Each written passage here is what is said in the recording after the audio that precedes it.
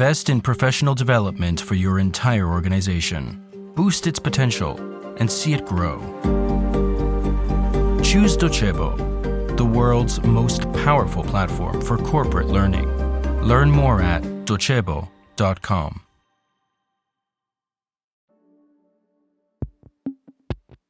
Once, there was a fable.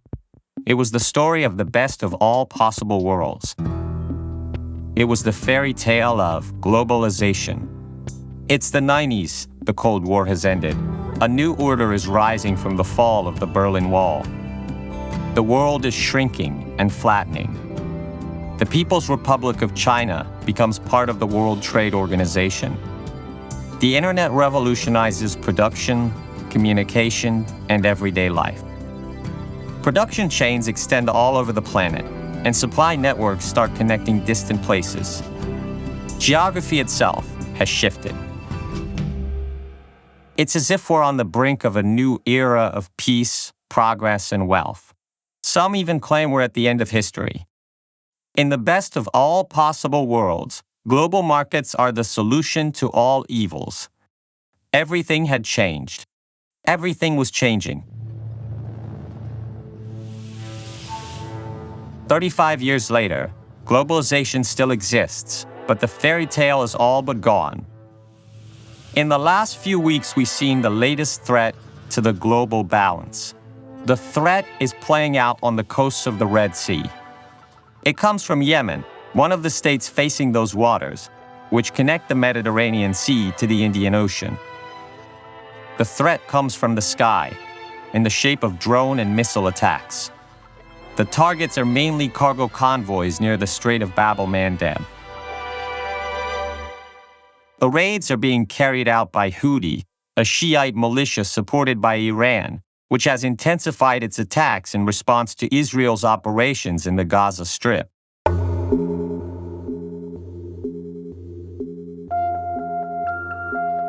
Fear runs fast across the water and global commerce is stalled, because this strait sees the passage of 12% of the world's goods and about 1/3 of containers.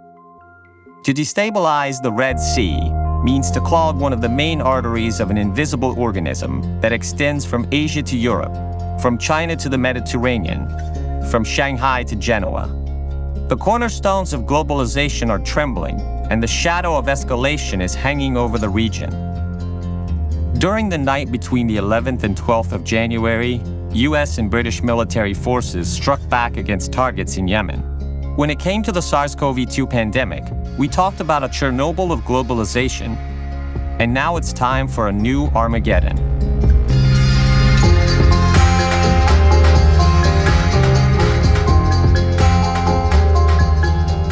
I am Guido Brera, and you're listening to Black Box, The Hidden Side of Finance, a podcast by Cora Media, sponsored by Docebo.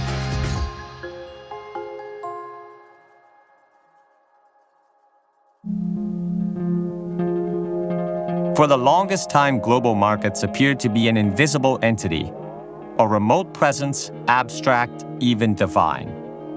But global markets are real.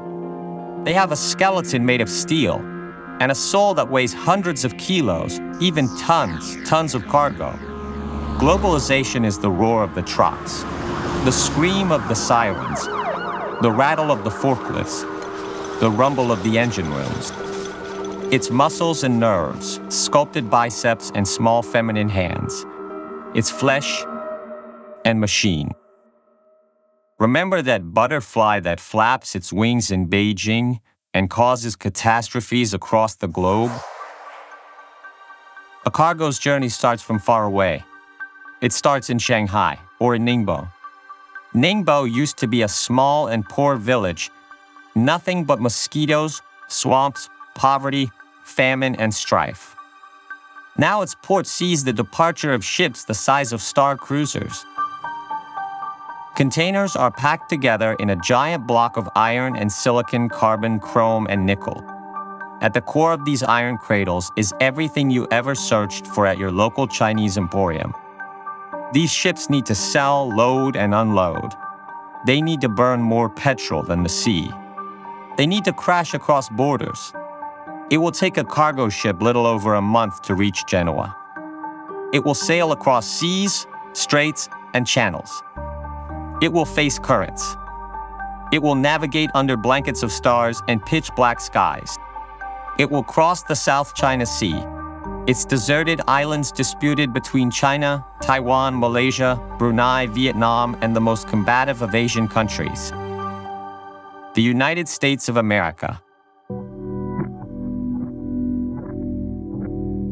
Leaving these islands behind, the ship will come to Malacca, where all of history's evils meet. Despite being made of steel, the cargo ship will proceed cautiously across the narrow strip of water. Its cargo will tremble in anticipation for the danger it's about to face. The Strait of Malacca is a dangerous place, especially for cargo ships. The danger is pirates. This is why safety protocols dictate that ships should keep their water pumps running at all times as they approach the strait, as if sailing across the desert. Lights must be always kept on, brightening up that slice of water, bringing to attention the guards on board, and informing the pirates that the cargo is protected. The cargo must be defended. The cargo must be defended at any cost, by any means. After the strait, the crew can take a sigh of relief. The sea opens up, but don't expect a vast ocean. Instead, the ship will cross the Red Sea up a channel not unlike a river. That channel is one of the most important threads of the tangled ball that we call globalization. Now the desert will break the uniform dullness of salt water. Meanwhile, a small boat guides across the strait. It takes a confident guide to cross Suez. While the pilots of the channel climb up the sides, the cargo may start to fear for its safety. But these aren't pirates, and this isn't a boarding. So suddenly, fear turns into a strange type of euphoria. The cargo thinks it's arrived, as if it were time to disembark. But it couldn't be further from the truth. The end of the trip is still ways off. Then the ship will reach Genoa. From the sea, the city might seem a bit like Hong Kong, a dragon lying on the back of hills, protecting the heart of everything. The port. The dock workers of Genoa are called camali, and they'll show up with a sullen look of defeat in their eyes, unloading containers in the port terminals all day, every day. And so, the cargo has finally docked.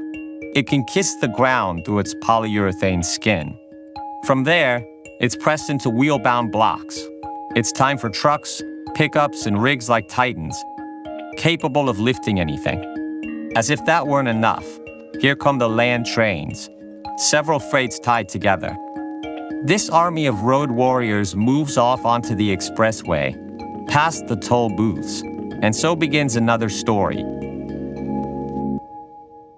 This is the trip that cargo will take along one of the main routes in global commerce, a route increasingly rife with emergencies, hitches, and accidents, increasingly at risk of catastrophes. It's already happened, and it's still happening. The Ever Given is one of the largest container ships in the world. It's managed by Evergreen Marine and registered in Panama. It's 400 meters long, 60 meters wide, with a gross tonnage of 220,000. On the 23rd of March 2021, the Ever Given put everything on hold. Having left Shanghai and sailing for Holland, it suddenly got stuck in the Suez Canal. The Great Artery was jammed, and cargoes were frozen. Over 300 ships were blocked for days. The logistics of distribution and production were suddenly in disarray. The global insurance market went haywire. It was like a perfect storm. The over $3 billion of insurance coverage for the Ever Given was multiplied exponentially for all the ships blocked behind her. The year before, in 2020, it was a virus that snuck its way into the gears of the world factory and stopped it cold. A heart attack that pulled down the entire system. Everything stops with the global production web. Everything stops on the global exchange routes. 2020, 2021, 2024. The same story now with the attacks of the Houthi. Once there was a fable. It was the story of the best of all possible worlds. It was the fairy tale of globalization's thousand promises and of a world dominated by the god of markets. There's little left of that story. In a multipolar world, the fragility of globalization is clear to all. The crisis has many effects. The shipping giants are suspending the passage of their ships in the Red Sea. The price of oil is rising, while transportation costs from Asia to Europe are soaring. According to the shipping company A.P. Moller-Maersk, it may take months to open up the route again. Peace was the engine of globalization. Wars could be the end. The financial markets bid farewell to 2024 with excessive complacency. They cheered the reduction of interest rates and the end of the inflationary cycle. But they also underplayed the dangers of a permanent crisis, the age of the polycrises. Reality is much more complex and chaotic than the financial markets would want us to believe. The response to this earthquake is seemingly not enough. We already saw it in episode 15 of this podcast.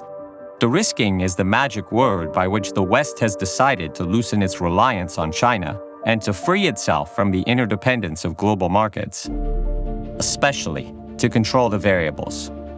De-risking means diversifying risk, not playing the whole game on one board alone. It means tightening networks and pulling production back to the West. These processes are also known as reshoring and nearshoring. The goal is to sidestep the weaknesses of a world factory system, but the consequences may be a rise in inflation, as well as a rise of labor costs in the global north. Guerrilla warfare is the tactic used by a weaker force against a larger and better-armed enemy. Commercial terrorism in the Red Sea proves how vulnerable the global networks are. But it's also the fragment of a present that may be a prediction of the future. The great debate between acceleration and containment of AI is also about the capillary development of this new technology. One of the dangers is the extension and spread of weapon development, such as drones, for example. Weapons that can inflict severe damage at a relatively low cost. In this case, cybersecurity as we know it today would no longer be enough. There's a lot of confusion under the sky, and on the surface of one small branch of the sea, we're seeing the newest chapter in our history unfold.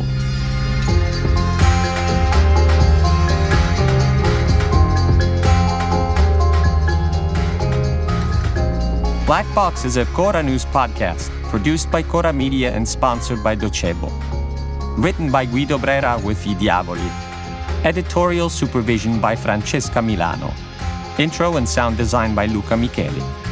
Editing and post-production by Luca Micheli and Emanuele Moscatelli. Production organization by Alex Peverengo.